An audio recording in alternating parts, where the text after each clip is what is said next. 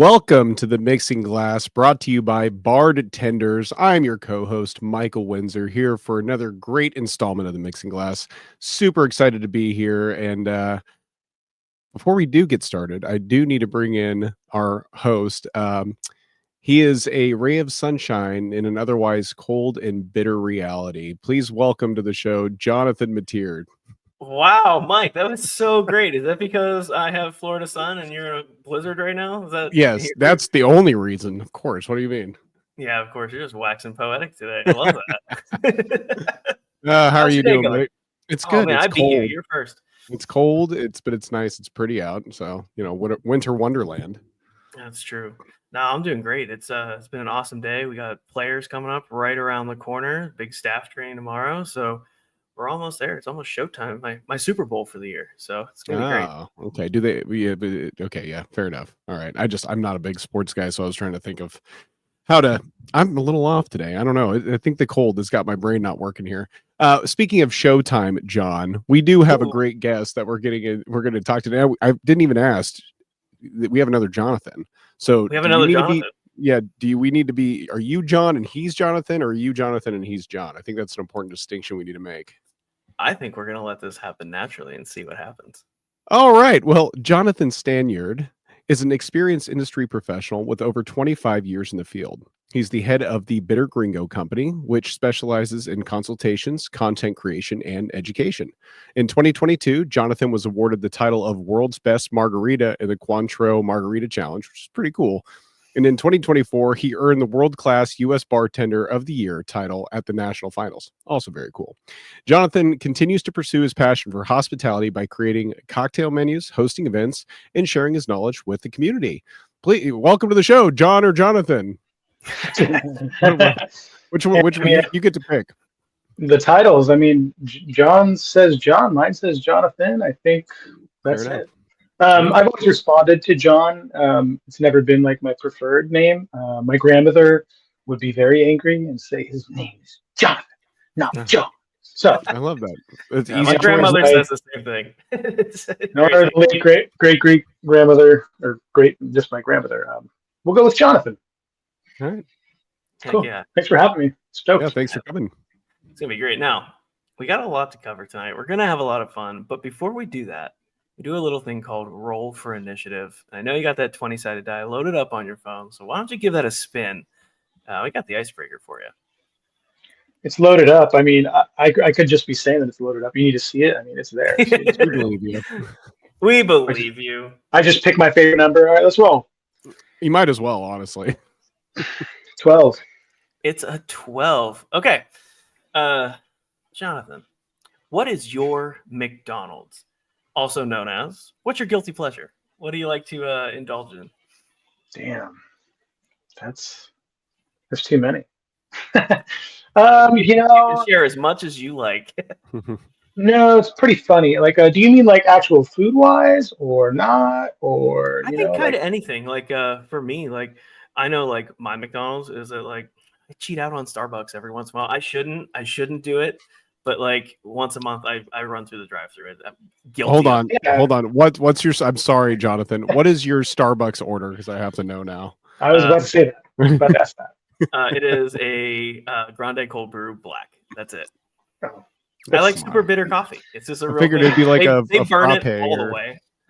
But that's not that. That's not really like I don't think that fits the question, John. Good luck. Good try. I make all of my cold brew, and so like it's one of those things where like I'm treating myself and going out of my way that I don't have to go through like my morning routine.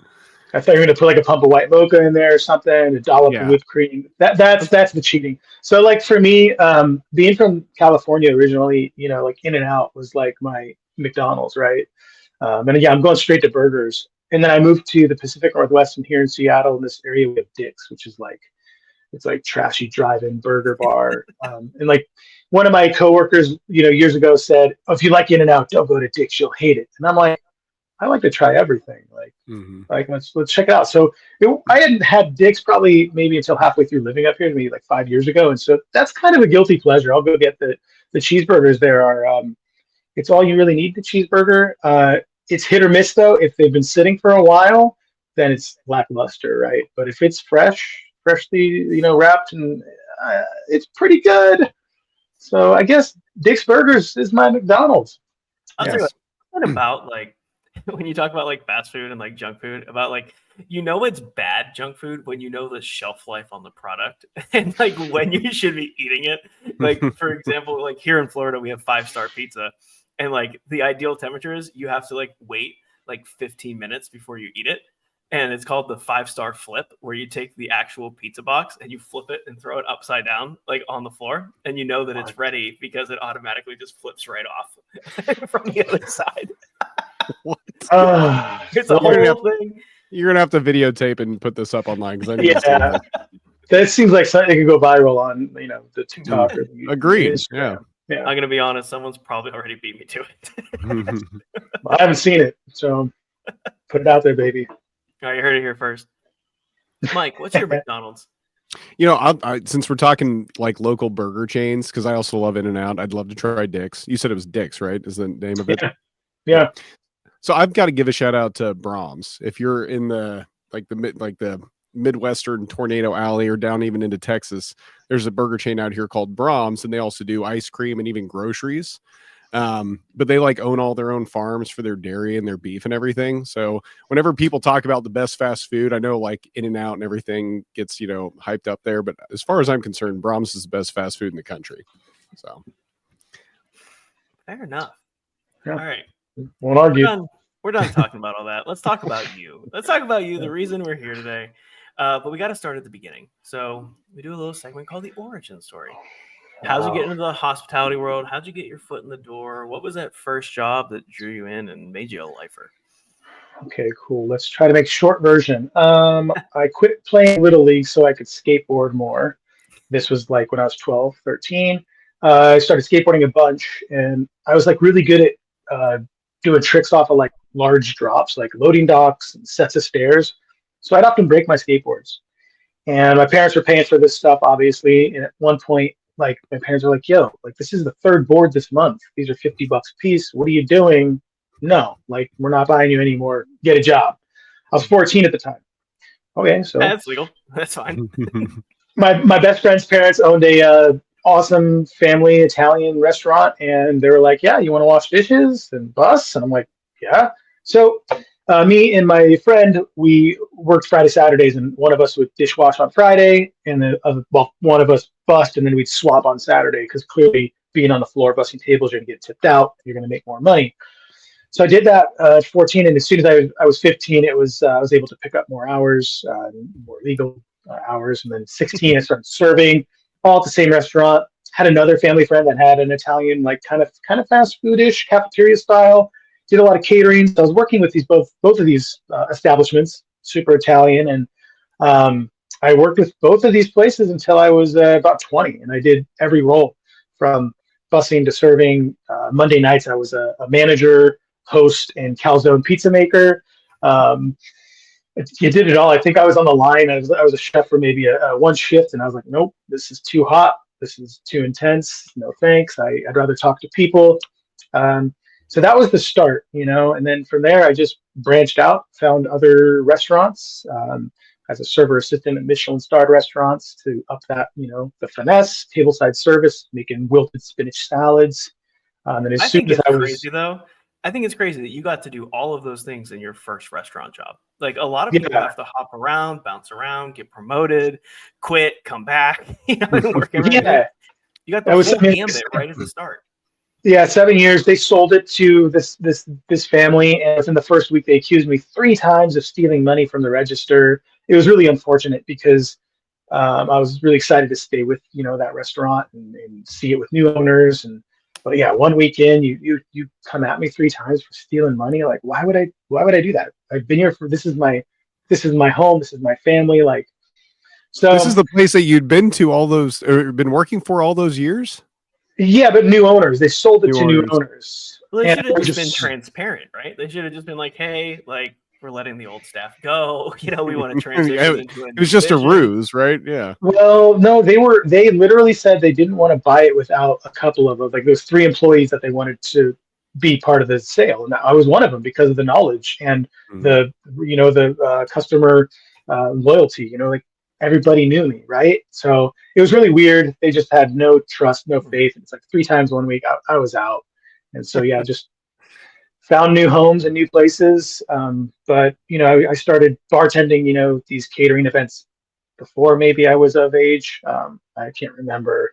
But as soon as I was of age, I got behind the bar, and that was the place to be, because for me, having some time in the back of house, most of the time being in the front of the house, bartending is that like culmination of you're creating something, right? You're a chef of liquid drinks, like liquid food, right? So yeah, you're taking care of guests, you get to interact. Yeah, so that was it. The rest is What was your history. first bar job? How did you get your convince whoever to get you back there and let you go full time? It was having been with that one restaurant for so long and working caterings and stuff, and they asked if I had bar experience, and I said I do for like private parties. There was opportunity to cross train at a place in downtown Palo Alto that I was working at, and soon enough I became the bar manager after being a bartender there for a very short time. I was the lead server, the floor manager, and then went to the bar and then quickly took the bar program. And they trusted me because I made drinks, they were good. I had read books prior to that and made drinks for myself and friends at home.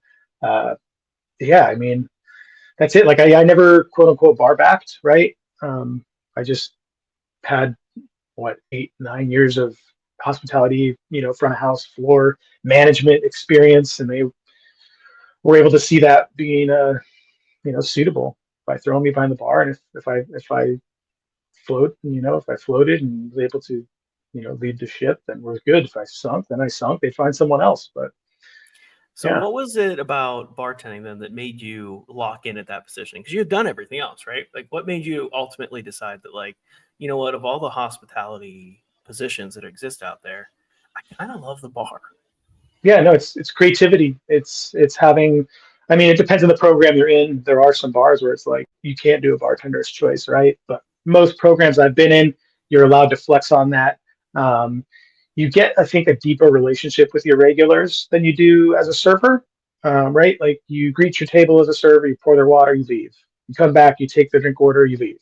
It's this and this, but at the bar, people are there, and it's face to face, and it's a longer, sustained period of time where you can get to know these people. And I took it seriously. To build those relationships with regulars is something I'll never forget. Those regulars, I can remember back to those first jobs, back to that first restaurant, to I worked at the Jazz Lounge back in San Jose, where I still remember to this day, one of my regulars was a really large gentleman, had a lot of health issues, and he had disappeared for a few months, and everyone was worried. And he came back pretty slim.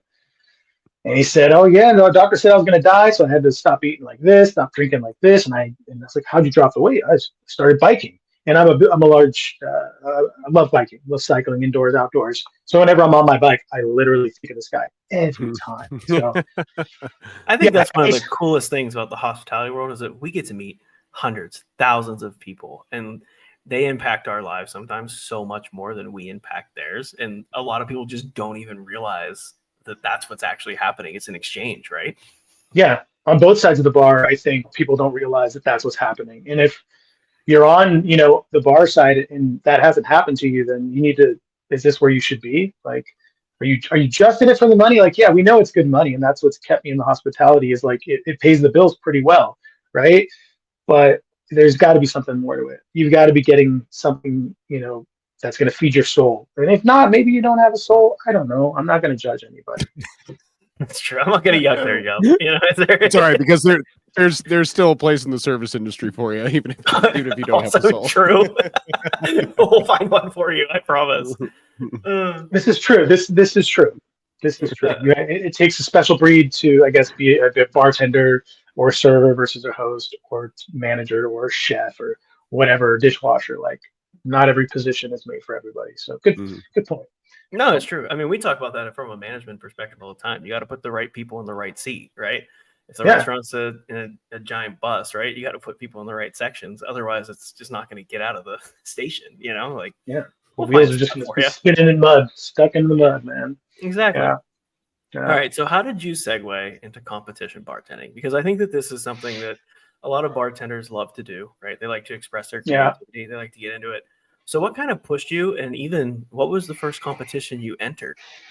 Yeah. So, I mean, yeah. So again, like over 25 years of this industry from the Bay Area, and now I've been in Seattle for 11 years, and I worked for Starbucks for 8 years, and so All if right, you're what's your still long enough, Starbucks order? Now that you know behind the scenes, let's hear it. I literally had a cup of Starbucks yesterday. The first cup I've had, I can't remember how long. It's usually when I'm on a road trip, I get Starbucks. Like since leaving the company, I don't. I roast my own beans, so I don't really frequent any coffee shop. But I just got a tall drip yesterday. They have a new brewing system that like grinds fresh and brews fresh to order, which was impressive. But I always forget I got medium roast, and I forget that their medium roast is dark roast. It's also dark roast. And I drink black coffee, and so yeah, it's like I should have got the light. But that's usually it. If I'm ever getting Starbucks, it's Americano, espresso, or drip. I'm not a sugary coffee guy. Just to be fair, Casey's also has a grind and brew, at the gas station too. So I don't know. I'd like to know what the quality difference is. Yeah, no, and to go, we'll go I'm just poking. I'm poking fun. I'm sorry. But no, the first time I like drove through Oregon and I stopped at a gas station and I got a cup of drip coffee, I was like, "What the fuck? This is." I don't know if I'm allowed to say that word here. Fuck yeah, you can swear. Okay. I said, "What the fuck? This slaps. This is good." And that's when I learned like gas station coffee in Oregon is like legit coffee. Like Oregon doesn't fuck around with our coffee. And their guns too. I'm gonna tell you what, I not to go completely off the rails already, but I walked into a gas station because I usually just get gas and I go on my way and get coffee and stuff, right? But I walked inside because I needed like just snacks and stuff. My blood sugar was dropping. And you needed them. I walked in. Sorry about that. Yeah. Go on. And I was like, okay, I'm in here. Let's go get a cup of coffee anyways. Like, let's just see what's up. They had a nitro tap system in this like kangaroo gas station in Florida, and I was like, how is there a nitro like cold brew coffee tap system and then grind your own beans? It wasn't good, but it existed. And I was just genuinely surprised. I didn't think that could ever happen in the middle of nowhere, Florida. Love it. Science. Okay. So, you were at Starbucks. So I came up to Seattle and I got back into bartending full time, left the butts. And it was at I don't know which job, but I started managing a barrel-aged beer, sour and beer bar, cocktail bar down the street here. And that's when I had entered, I think, my second competition. I had done one competition prior. It was for Koval Distillery out of Chicago, but they had done some like competition here. And like, it was like 5 of us in like a basement of some hotel here in Seattle. And I did like a hot toddy. Like, it's my first competition. I did a hot beverage, very bold, with like a cream on top. Like it was very bold. I did terrible. I didn't know what was going on. It was an awkward experience. So I was kind of like frightened of competitions at that point. Like that was horrible. Let's not do that again. But fast forward a couple years later, there was this local gin distillery that was doing a competition, and I put my name, in the ring, typical online entry. Hey, you're a finalist. Went, met some really cool people, great competitors. We competed, made it to the second round, and made the mystery box cocktail, and boom, I won. And the winning prize was getting to co-author a gin by sitting down with the head distiller with 3 different blending sessions and blending botanicals as I see fit, as we see fit. There's a little bit of cash, but got a bottle with my name on it, signature on the back. That's pretty cool. It's very cool. And so that was easy. Like I won that, and I barely flexed. Like let's see what we can do. So I started going down the route of online looking at competitions. That was 2019. And we built the gin, this and that. Gin came out March of 2020. But leading up to that, I started a good time for gin to launch. Yeah, interesting. So I just had started entering other competitions, and I went to Mexico, with Herradura, and got to experience that with 30 other bartenders for their masterclass, which I think that was the last. They haven't brought that back since COVID. But at that point, I kind of like reevaluated, and I was like, I need to stop managing the bar because I think I want to compete heavier, and I can't give my best to both. And I'm a person where like I don't half-ass something. So I stepped down from management at that place, looked for a new job. COVID happened. a mess. But that's when the competitions kind of virtually picked up, and then back in person. And if there's a competition, like I answered, like I'll tell you what, I do want to. unless the brand was, like a bad brand or a bad reputation, I didn't want to answer. But sorry, John. Kudos to you, because I think so many people try to do both all the way. And Yeah. it's very difficult to be like a full-on traveling bartender, whether you're doing conferences or competitions and run a bar program. Yep. Like, you really do have to do one or the other, or like 80-20, one way. And like, it's very hard. Like, so kudos to you for realizing that, understanding it, and knowing what best fit your own personal journey. Like, that's so important. I saw my team kind of questioning, like, you're barely here, what's going on? And like that, I was still pretty present, etc. Right. But this is something that I've talked about with some, legendary bar icons, about the guest shifts and the bar pop-ups, and this massive, ridiculous amount of people who are beverage directors, but they spend more time in other bars than their own bar. So it's like, when you go to their bar, it was so-and-so here, and they're like, no, he hasn't made a drink behind this bar in like 5 months. Like that, I think that needs to stop. Like, yeah. That needs to, like you're the beverage director, but you're never there, or you're the head bartender, but you don't make drinks there. Like, it's kind of crazy. It's hard to have your team, respect you and buy into the program you've put together if you're not there to execute it. So yeah, again, that was where the competitions went, and for me it was networking. Maybe there's some monetary prizes here and there, but it's networking. It's getting to see people like you looking at different things, whether you bring a diver's helmet as a way to smoke a cocktail, shit like this, like techniques, flavor pairings, things you don't think of. You get inspired by these people. And if it's local within your city, now you've got some friends across town. If it's, regional, now you got friends across the state or the West Coast. If it's national, now you've got connections across the country. And if you make it to globals, you've got friends in other countries. So that's why I kept doing it. And that's what kept me going back. All right. So we're eventually going to talk about, USBG World Class, sponsored by Diageo and everything. But I want to talk about, what was your favorite competition that you've entered? That's obviously not that one, because that one's your favorite, right? But let's talk about, like, what's one that you had the most fun, like just really like jumping in and doing the competition. And you don't even have to name the brand. Just what about it made it exciting? Too many to name, man. I did a seminar recently, or a couple of times last year and this year, and I drop a list of all like my first and second place competitions, and people see it and they're like, "What the like? You got a problem?" And I'm like, "Yeah, I do." Competition junkie. But I was like, "This is just the first and second place. I'm not showing you everything I entered." So there's too many to choose. That Temple Distilling, which is the local distillery I got to make the gin with, like, I think that remains number one. Like, what a unique prize to do such a thing. I don't know if I'll ever have a bottle of booze with my name on it again, or that opportunity to create such a personalized product. So that's up there. I'm fine naming brands. The Cognac Connection was a great prize, and we were a very special group. There was 10 of us that got to go through cognac for like nearly a week. Wow, and then that's incredible. After that event happened, they said, "You guys are lucky. They're not going to do this long next year. It's going to be either 5 or 10 of the finalists, but only like 3 or 4 days, not the 7 days that we were out there." So that was a mind-bending trip to check out, nearly eight or so, cognac houses, and to have a brand and a brand takes you there. Like, that's well, huge. I'm going to go back. It's not, kind of a brand took us there, but it's Cognac Connection, put on by the BNIC. So it's multiple brands, which is really cool. So it's not just one brand. When you enter the competition, you choose what label you want to use and why, right?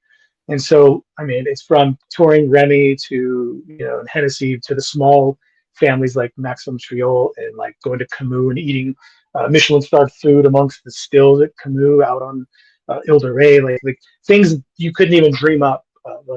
It's like fantasy, right? So I think those are two that really stand out. Cointreau was huge, obviously.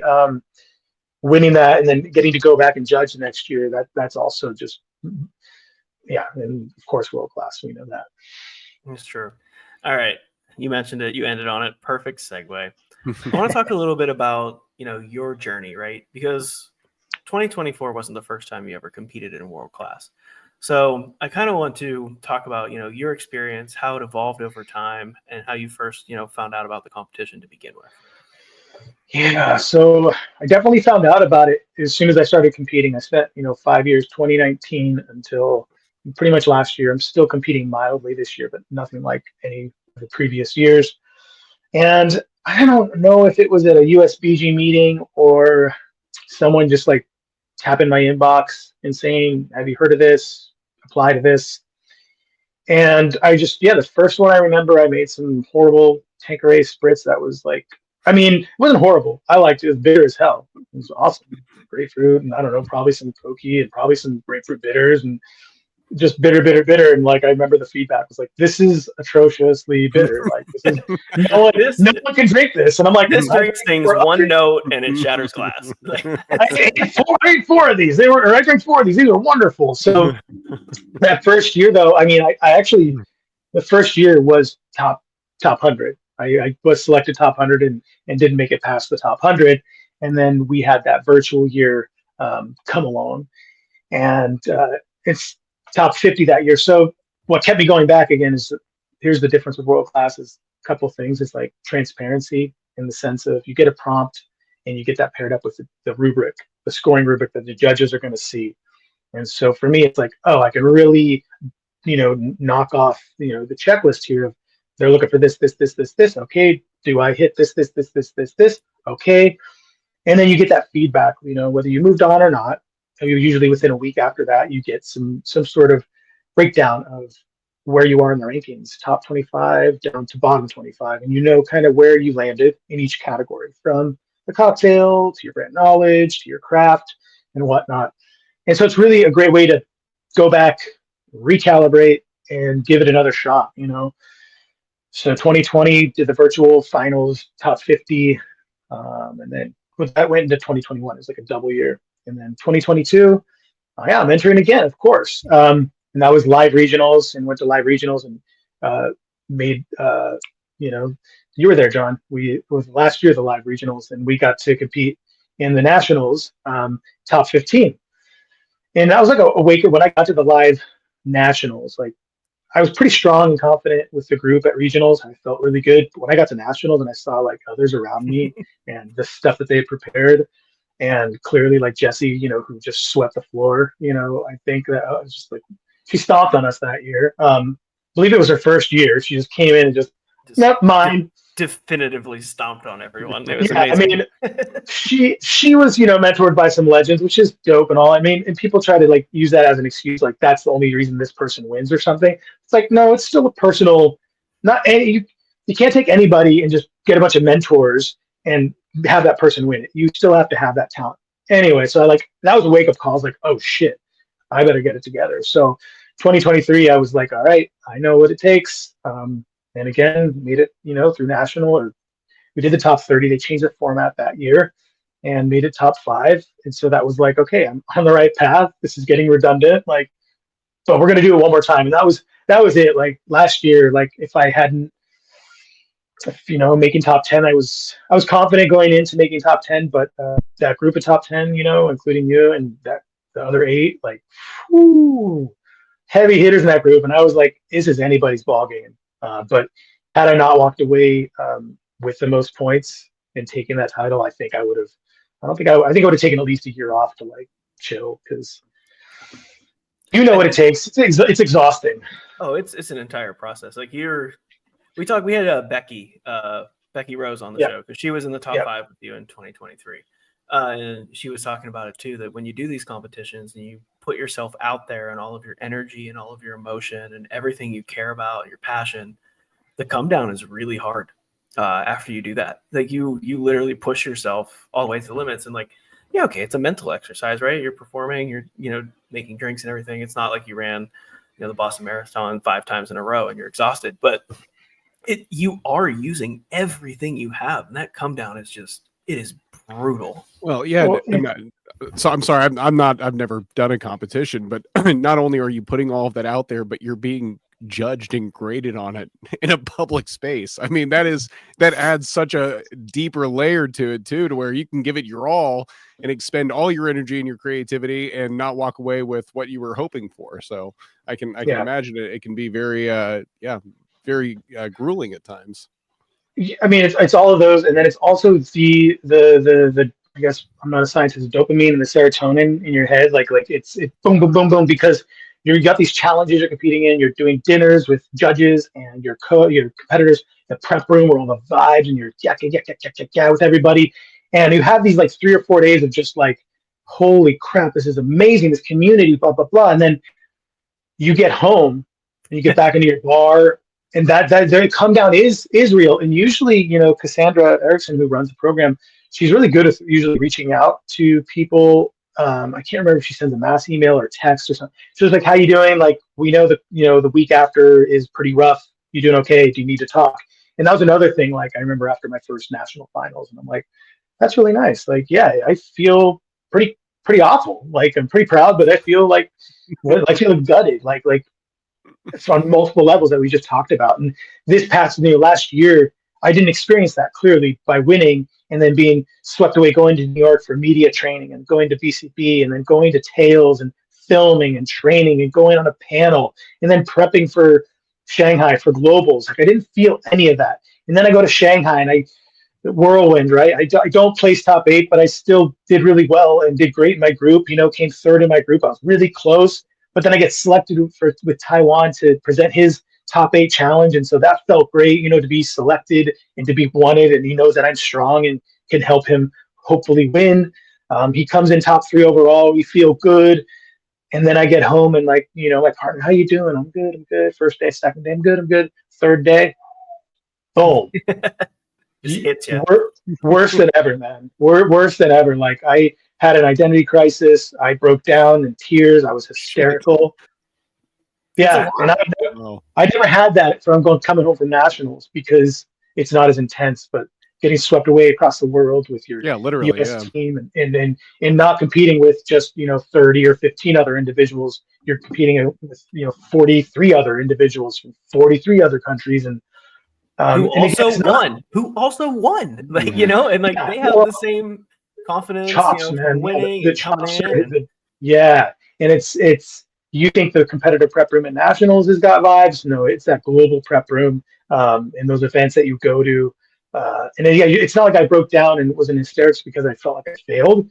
It was just, what do I do now? Where do I go from here? That was it. It truly was like, who am I?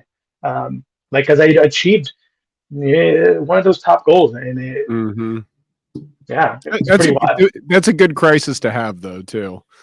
Yeah, and it wasn't like, it was good, but my partner, she's amazing, and she scheduled like a surprise get together with like a dozen or two of our neighbors and friends, and surprised me like that weekend, and we had like a brunch outside, and that's what love is, man.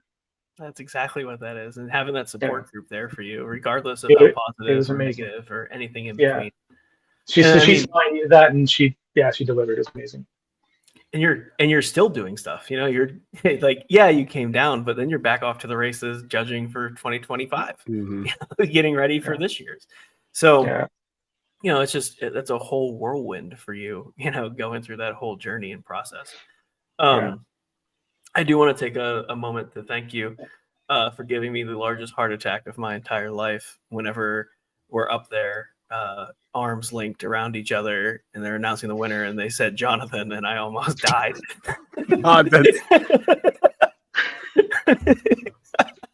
I think back at that, I think at the same time I hesitated for a minute because I knew you were up there, and I didn't know if they would say John or Jonathan, if it was going to be you. It's just so funny. Terrible. I was like, oh my God.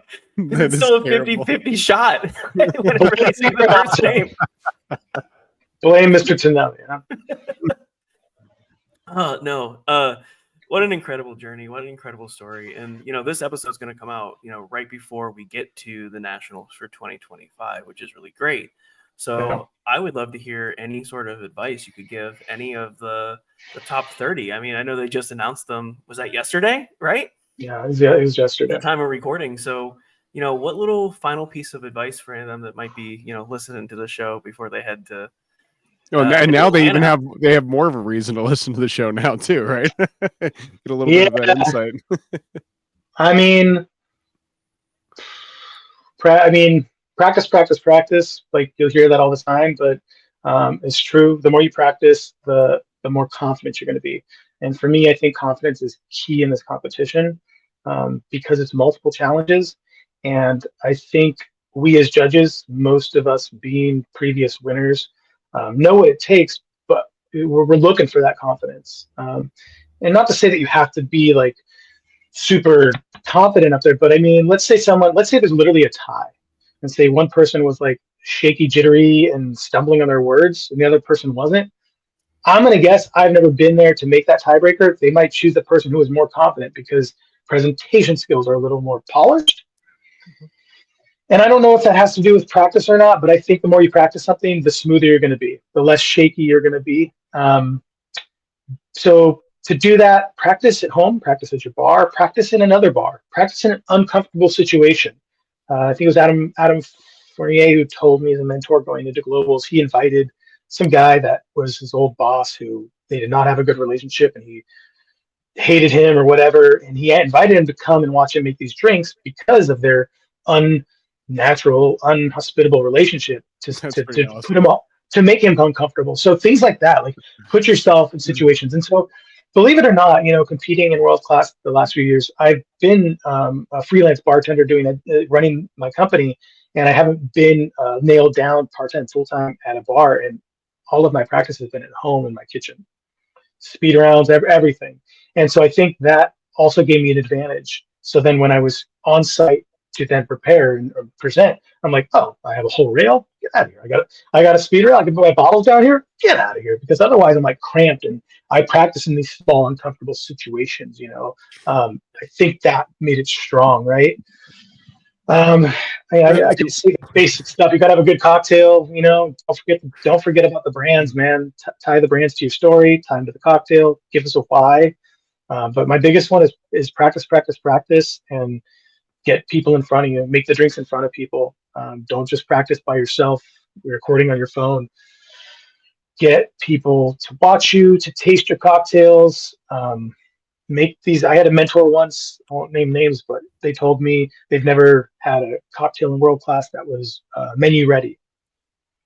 So that when I heard that year, I was like, I'm going to change that. So really, if you could use a homemade ingredient, which this year I looked at the toolkit, and you could use homemade ingredients in all the cocktails across all challenges. That's a lot, including speedrun. So I expect some of the greatest cocktails I've ever tasted. So I might be a judge, and I'm expecting some of the best cocktails I've ever tried, because if you could bring and make your own ingredients, there's nothing holding you back. You put it all out on the line. Be authentic. Be true to yourself. Judges can sniff through you if you're just making something up. We've all heard the story about someone's grandma's favorite recipe, right? Like, be genuine, bring yourself to the table, be vulnerable, right? And tell your story.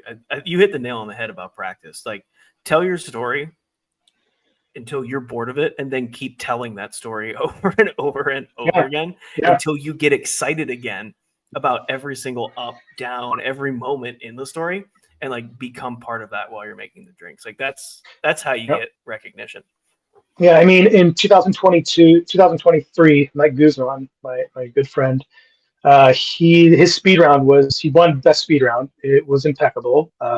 He was the last to go for the day. He was dressed in a tuxedo, and his theme was to classical music, and it went from very soft and slow to more intense and heavy music. And as he did that, each cocktail he was building and putting out went from non-alcoholic to low ABV to mid ABV to stronger. So starting with a seedlip of sorts, ending with an old fashioned or Sazerac of sorts.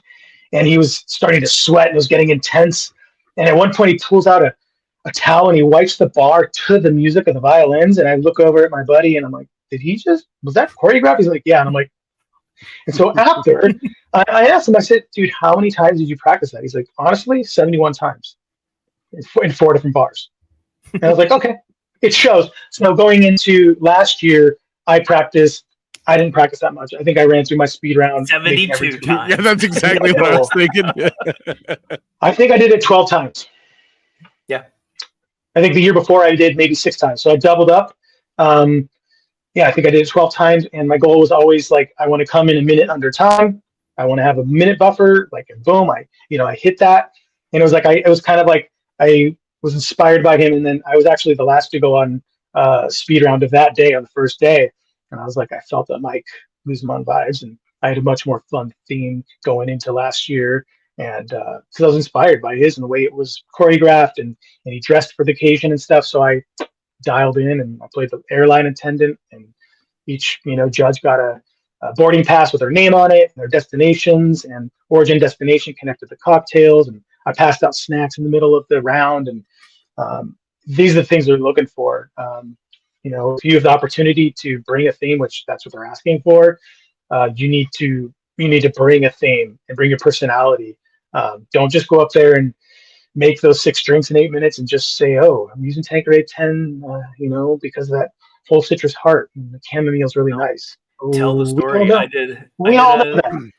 did a Dungeons and Dragons themed menu whenever I did my speed round. And how have we never talked about this, John? I don't know. But I started off like with a non-alcoholic cocktail with a very low level character. You level up. The cocktail gets more and more alcoholic as you go. The music in the background was Lord of the Rings, so it's kind of set the theme, but it starts out in the Shire with like the non-alcoholic music. And then there was 2 minutes left. We've all seen, well, not all, but most of us have seen Lord of the Rings, and the Uruk-hai come and they're the bad guys, and that big heavy beat hits. I knew I had 2 minutes left to crank out my cocktails as fast as I could and make sure that all my drinks are there. Those audio cues to kind of get you in the zone to know when you have to do it.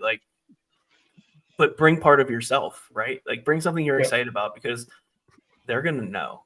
Everyone can feel it whenever you're feeling it. You're such a nerd, John. I love it.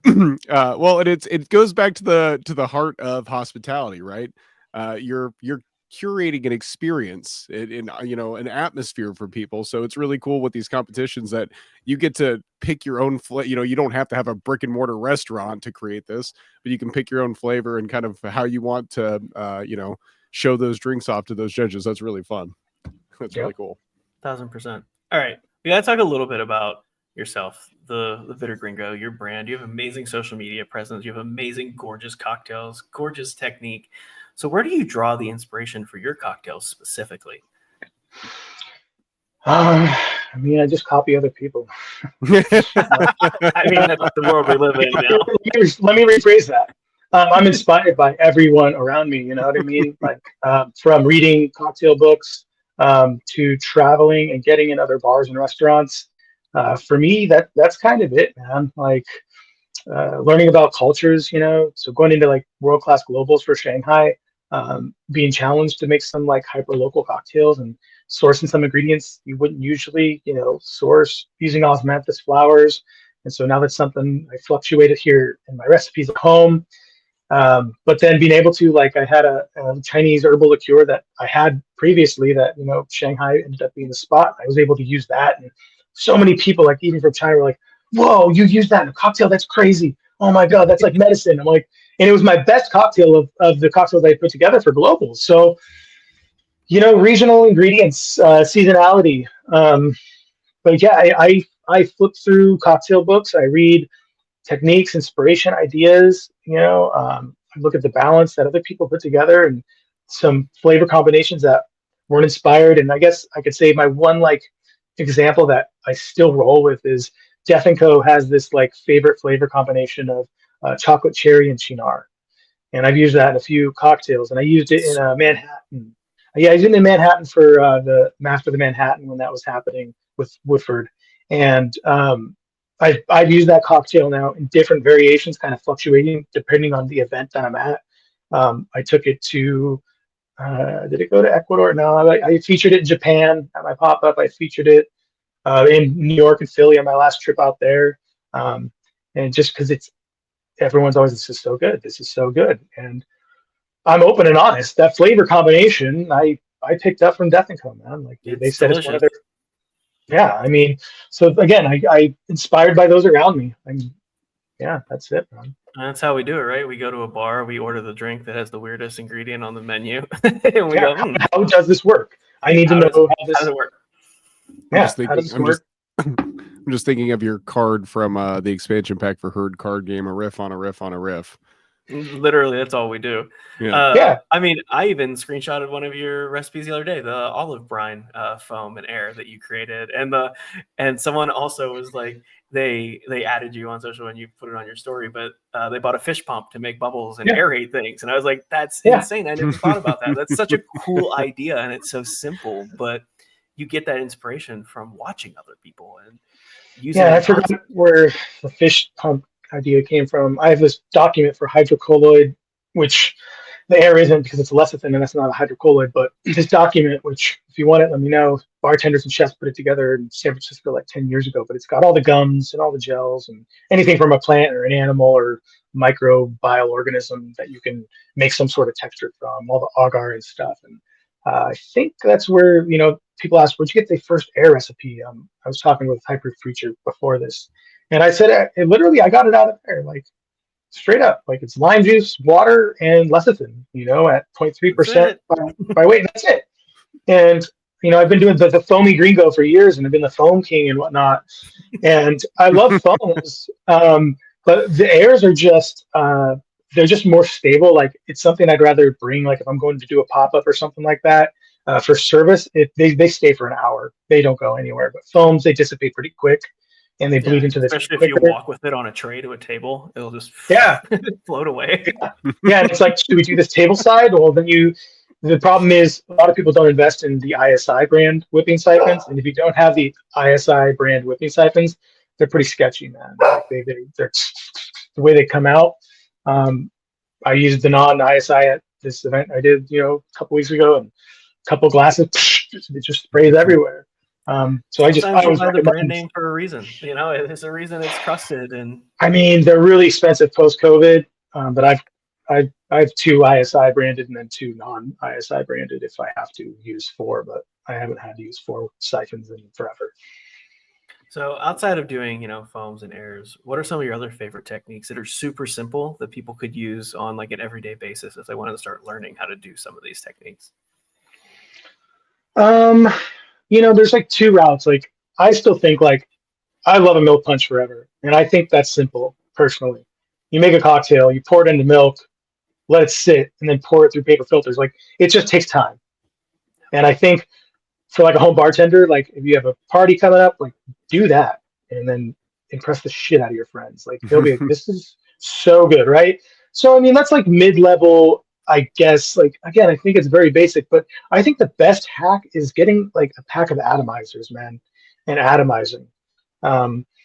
Instead of rinsing your Sazerac with absinthe, rolling it and dumping it out, like be efficient. Put an atomizer and mist that in there. Boom. The aromatics, our power, our olfactory power is 2.5 times, if not more, stronger than our, taste receptors. So aroma is bigger than taste. Taste is 90% aroma. And why aren't we misting things? It was maybe 2 years ago, I was atomizing everything. I was calling myself the man of mystery because it was just No. Everywhere I was misting something. Like at my bar, I had like 12 different atomizers, and it's like, what's happening with this guy? This is crazy. You could get one of those like the Underberg belts, they have across for all with atomizers. The bandolier just the bandolier. There you go. Yeah, it's effective, and whether you're rinsing a glass or if it's on like an egg white sour and you're going to do a stencil, you can get that going on. I think that's a killer way to apply some ingredients. And lastly, we all know salt in cocktails and saline, right? This is such a big thing. Well, Caitlin Stewart, Likeable Cocktails, amazing human, mildly genius, I would say. She put out an idea, I don't know when it was, maybe a year or 2 ago, of salting like bitter ingredients, like taking Campari or Suze, ingredients you could use in like little doses and adding the salt to that. And then just using that. So you'll see a lot of my recipes with salted Campari or I do a vanilla salted Suze, and using like a bar spoon of that, or maybe just, a dash or two. Because it's not just saline you're adding now. It's like it's the bitters and the saline. I guess you could also take a bottle of your favorite bitters and salt that as well. It just adds that next level. For me, it's the shelf stability of you make saline, like especially at home. Again, I work from home mostly.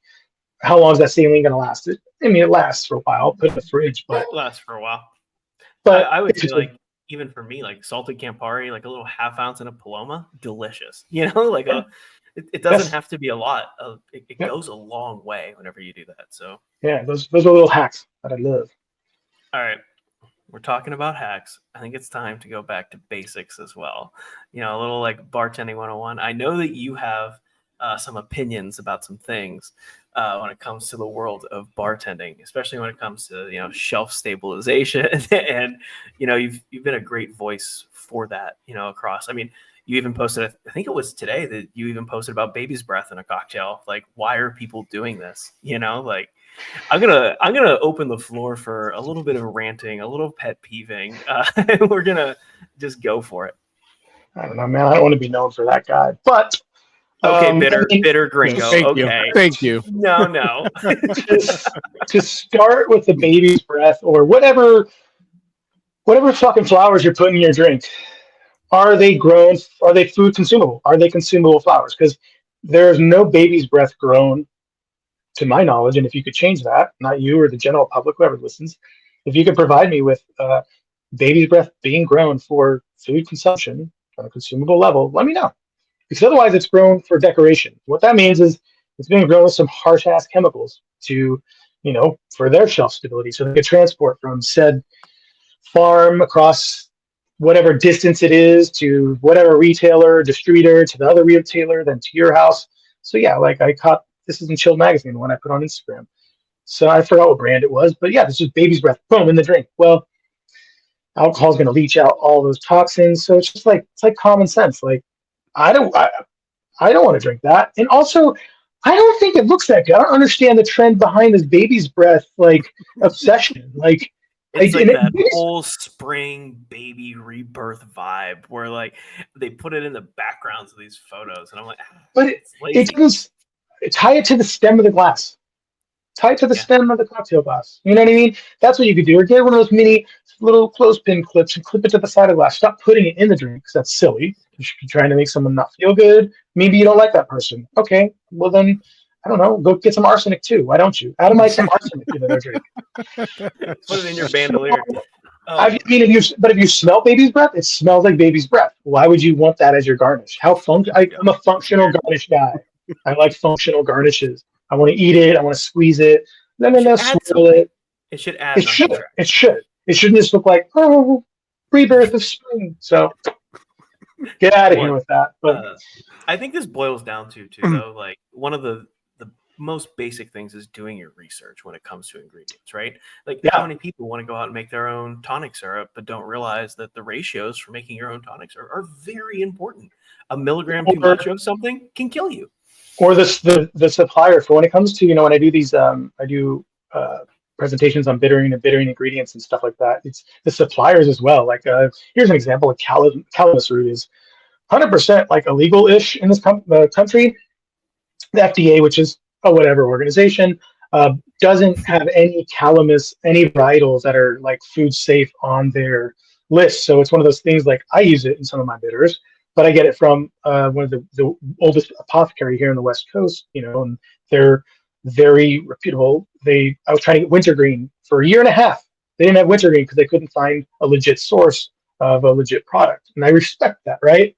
Yeah. So down to if you're using gentian or cinchona bark, like where are you getting it from? You can't just go on Amazon and trust every supplier there. Like you got to know where it's coming from. But going back to the safe, my favorite reference is cocktailsafe.org. If you don't know this website, it's amazing. Camper English put this together. It's what he runs. Cocktailsafe.org. If when in doubt, go on there, type it in, and you could find it all about is it safe or not? Should I? True man of trial and error. Man, that man tries everything in every way possible. not religious, but he's doing the Lord's work. That's like a saying or something, right? I don't know. He's doing the bar Lord's work. Yeah, he's doing the bar Lord's work. Yeah. I mean, I just read his ice book the other day, and like he was the first guy to do ice. Like it's crazy stuff, you know. But that website's incredible.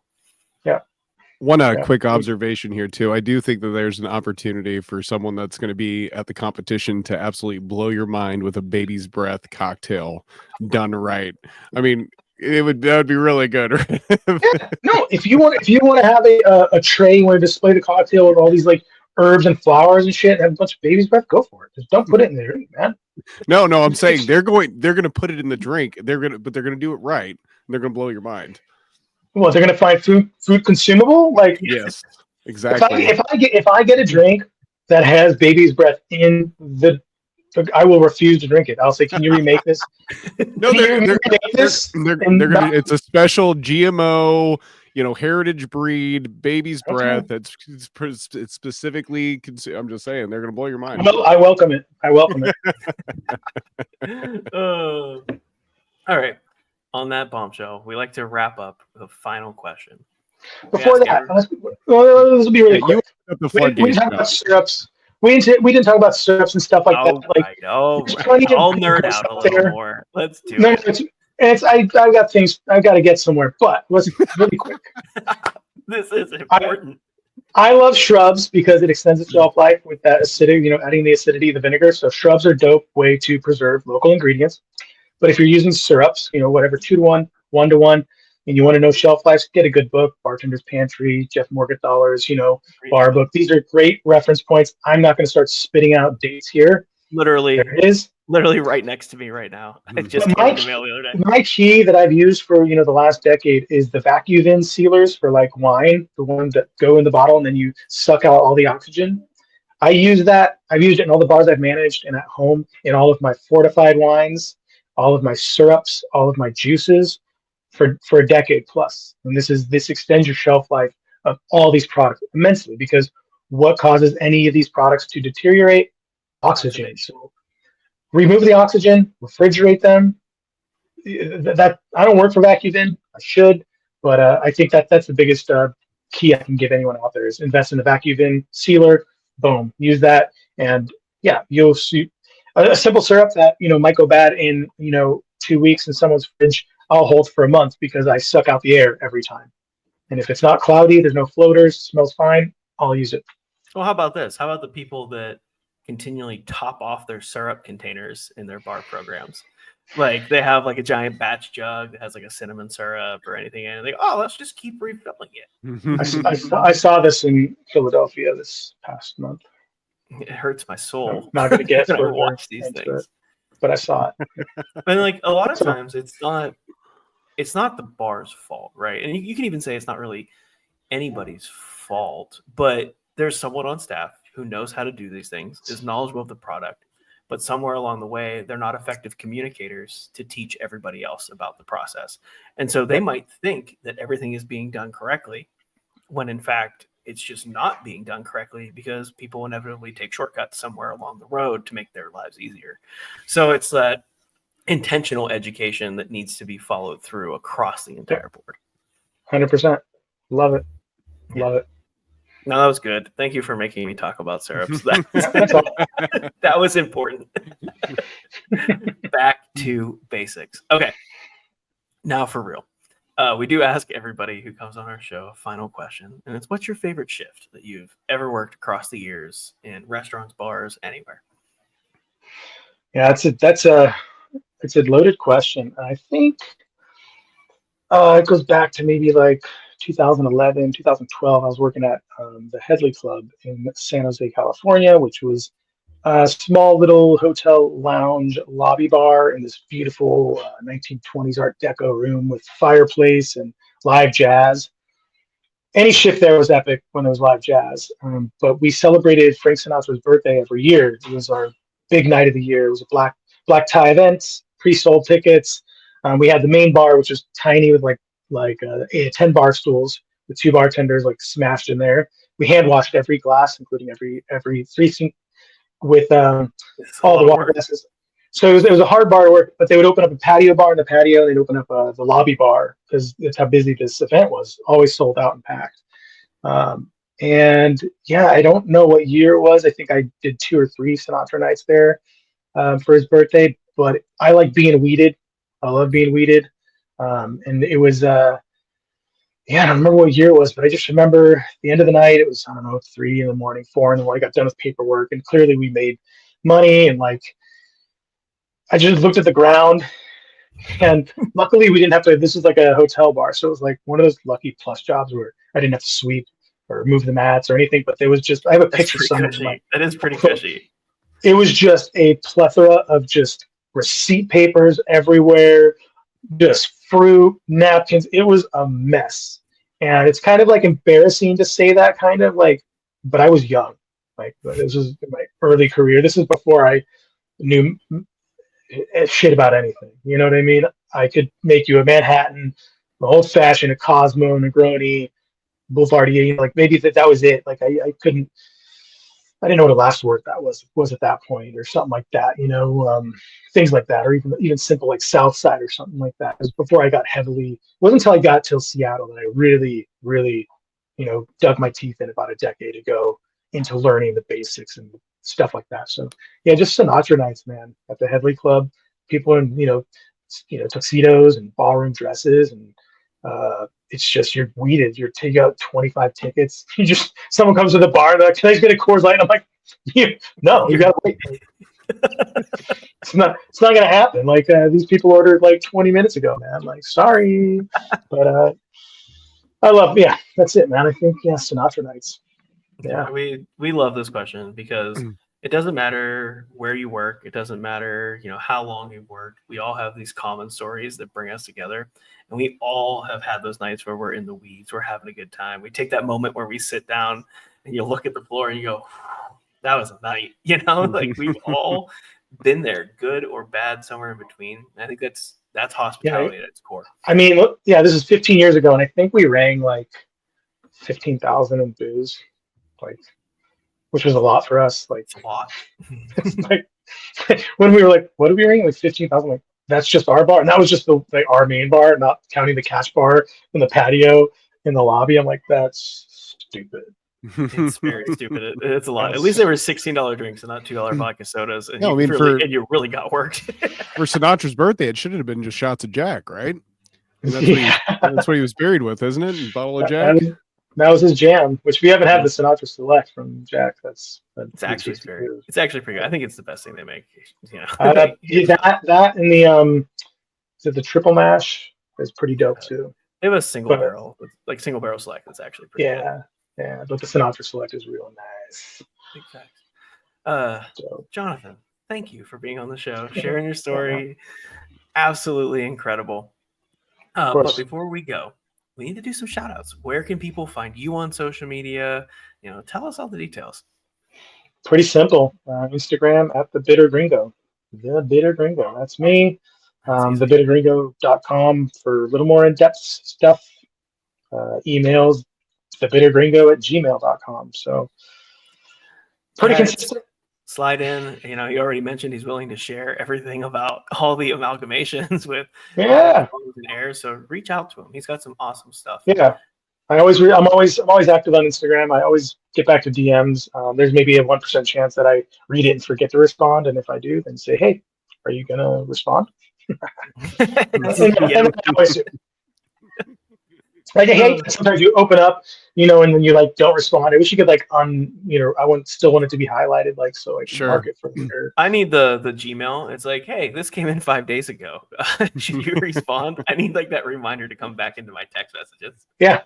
100%. The trick is just don't open it. Just don't open it and just leave it for later. I have OCD. Then I'd be Scott. The alerts drive me crazy. So the little red dots are the worst. They're millennials' worst nightmare. Oh my god! I'll see a friend with like 1,200 like unread emails. I'm like, what are you doing with your life? How do you eat? How do you eat in peace, brother? I can't. I have to go to bed with 0 dots. Most of them are spam anyway. What are you talking about? You're not wrong, Mike. Shout outs for you tonight. What do you got for us? I already mentioned it. Shout out to Herd Card Game, the card game for service industry misfits. It's only been a little while since Herd House. I know in the long structure of when this is actually being released, it's different. But we always come back to these themes of hospitality and what ties it all together. And that's a great way to sit back and laugh and enjoy some of that camaraderie and laugh about some of the times you've been in the trenches. So Herd Card Game, herdcardgame.com. At Herd Card Game. There you go. It's like they probably heard a commercial about it halfway through this episode. Oh, fair enough. I forget that. Whatever. It's a good commercial. It's fine. They skipped it. They skipped it. How dare you? How dare you? Well, that's why we made it a minute. So you have to hit the skip button 4 times. It's a good commercial. I liked it. I got a shout out tonight, Mike. Who would that be? It's for my favorite podcast. It's called Bardtenders, and you're probably listening to it or watching it right now. You can check us out on social media at Bardtenders. You can head to our website at www.bardtender.com. Amazing resources for mental health, wellness, on-the-job education, hanging out with some of our bards that do amazing stuff in this industry. You don't want to miss out there. Also, if you want to get in touch with us, you want to be on the show, you want to do cool stuff with cool people, slide into our DMs or hit us up via email at contact@bardtender.com. And of course, last but certainly not least, we love 5-star reviews. 5 stars only. And if you leave a nasty 5-star review, but it has to be 5 stars, we'll read it in an episode. We'll give you a shout out. Yeah. What is it like? Do you like to say best, Mike? Wait, what do I say? I lost it. Leave us your worst 5 stars. Yeah. What I don't think I'm the one who coined that. I can't remember. Yeah, leave us your worst 5-star review, please. Please do. At us. We want to hear all of the roasting, and we'll read it. We'll give it to you, but you got to leave a 5-star review. Mm-hmm. It's fair trade, I think. I think it's an incredibly fair trade. Get at us. Jonathan, thank you again for being on the show. Yeah, thanks. It was great. Yeah, great getting to meet you. Yeah, and great to talk to you guys. Have fun at the global finals. It's going to be great. You're going to have someone else standing next to you for the first time in a year, so that's going to be pretty fun. Yeah, it's going to be, I'm excited. It's heavy times, the top 30 coming out yesterday, and I know how it feels, for both sides. And so I've had a lot of conversations with those moving on, those not moving on. And but I'm excited to be on the other side. And I was thinking it's going to be so much easier. And I'm like, after doing the judging for the top 100, I'm like, it's actually not easy. Like the actual judgment day, competition days are rougher. There's no preparation though, right? There's nothing you got to do leading up to it. But being, on site and judging, it's all day. You don't stop. But I'm so freaking excited that, again, I don't know that I'm going to be a judge. I'm going to assume that I will have that opportunity. But to get to see 30 competitors and to see what they put out, I've never had that opportunity as a competitor because I'm either preparing for my next round, competing. So I'm beyond excited to get to fully absorb everyone's hard work that they put into it. Hell yeah. And I'll at least see you in Atlanta. I don't know if Mike's coming along, but we'll be there with a Herd Card Game. So we'll be doing some fun stuff. I'll be there. Either way, I'll be in Atlanta. That's true. Either way, you will be there. I'm going. I think it's time to clock out. What do you think? Yeah. Let's get the hell out of here. See you guys next time. See you next time. Thanks, guys.